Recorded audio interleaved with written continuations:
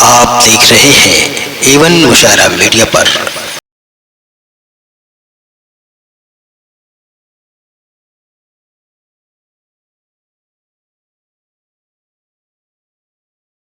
मैं एक ऐसे शायर को आपके रूबरू पेश करने जा रहा हूँ कि जिसके पढ़ने का एक मखसूस अंदाज है और तहत के अंदर अपनी आवाज़ में वो असर पैदा करना हर एक के बस का काम नहीं है, क्योंकि ये एक खूबी होती है पढ़ने की कि पढ़ने से ही पता चल जाता है, किसी के लहजे से ही मालूम हो जाता है कि शायर के अंदर कितना दम है और कितनी सलाहियत है। एक शेर मैं पढ़ता हूँ और मैं चैलेंज करता हूँ कि आप बताएं कि ये शेर किसी हिंदू शायर का है या मुसलमान का।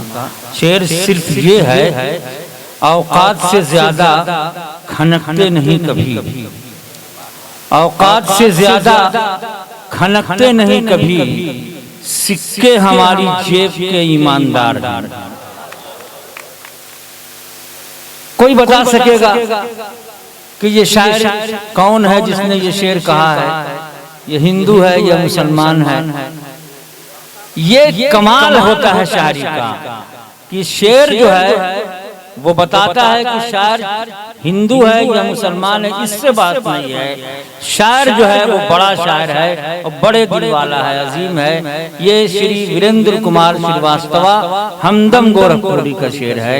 मैं इसी शेर के साथ जनाब डॉक्टर फरीद कमर साहब को दावत देता हूँ कि वो आए और अपने कलाम से हम सबको नवाजें।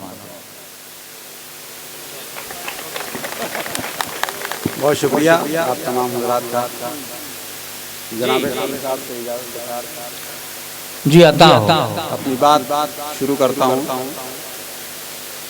दो शेर आप तमाम हज़रात की। बाजुओं को जो बचाते हैं तो पर कटता है, बाजुओं को जो बचाते हैं तो पर कटता है, बाजुओं को जो बचाते हैं तो पर कटता है। कितनी मुश्किल से परिंदों का सफर कटता है। अच्छा है। बाजुओं को जो बचाते हैं तो पर कटता है, कितनी मुश्किल से परिंदों का सफर कटता है। झूठ बोलूं तो मैं अंदर कहीं मर जाता हूँ, झूठ बोलूं तो मैं अंदर कहीं मर जाता हूँ, झूठ बोलूं तो मैं अंदर कहीं मर जाता हूँ, झूठ बोलूं तो मैं अंदर कहीं मर जाता हूँ, और सच बोलूं तो इस शहर में सर कटता है। अच्छा है। और सच। बहुत शुक्रिया, शुक्रिया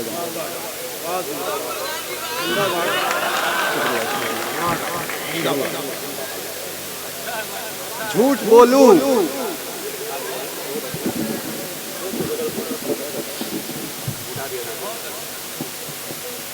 बाजुओं को जो बचाते हैं तो पर कटता है। जी बहुत कितनी मुश्किल से परिंदों का सफर कटता है।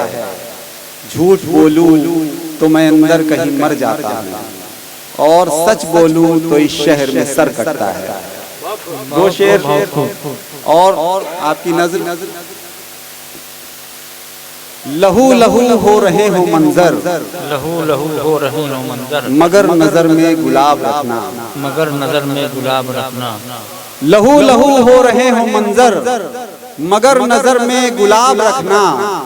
बहुत जरूरी है अपनी आंखों में इक्का दुक्का सा ख्वाब रखना, बहुत जरूरी है अपनी आंखों में इक्का दुक्का सा ख्वाब रखना। और अंधेरे घनघोर हो रहे हों तो अपने अपने दिए जलाओ, अंधेरे घनघोर हो रहे हों तो अपने अपने दिए जलाओ। कोई जरूरी नहीं है शब के मुकाबले आफताब रखना, कोई जरूरी नहीं है शब के मुकाबले आफताब रखना। गजल का मतलब सीधे सीधे आप तमाम हज़रात की नज़र। वो खुदसरी थी मुझ में, कायनात से उलझ गया। वो खुदसरी थी मुझ में, कायनात से उलझ गया। कभी कभी तो खुद में अपनी जात से उलझ गया। अच्छा है, वाह वाह। वो खुदसरी थी मुझ में, कायनात से उलझ गया। कभी कभी तो खुद मैं अपनी जात से उलझ गया। बहुत गुरूर था मुझे भी आफताब होने पर, बहुत गुरूर था मुझे भी आफताब होने पर। फिर एक शाम यूं हुआ मैं रात से उलझ गया। फिर एक शाम। बहुत शुक्रिया।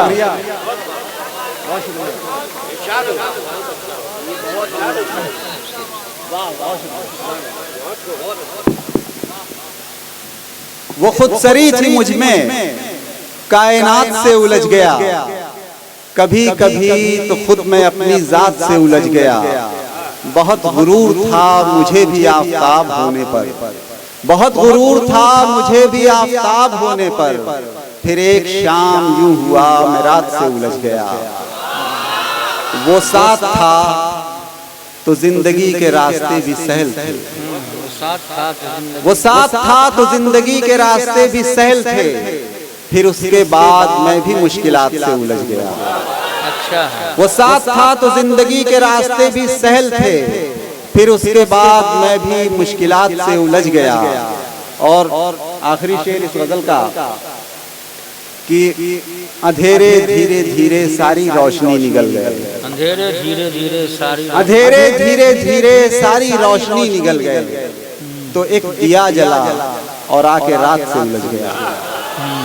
तो एक दिया जला और आके रात से उलझ गया। बहुत शुक्रिया।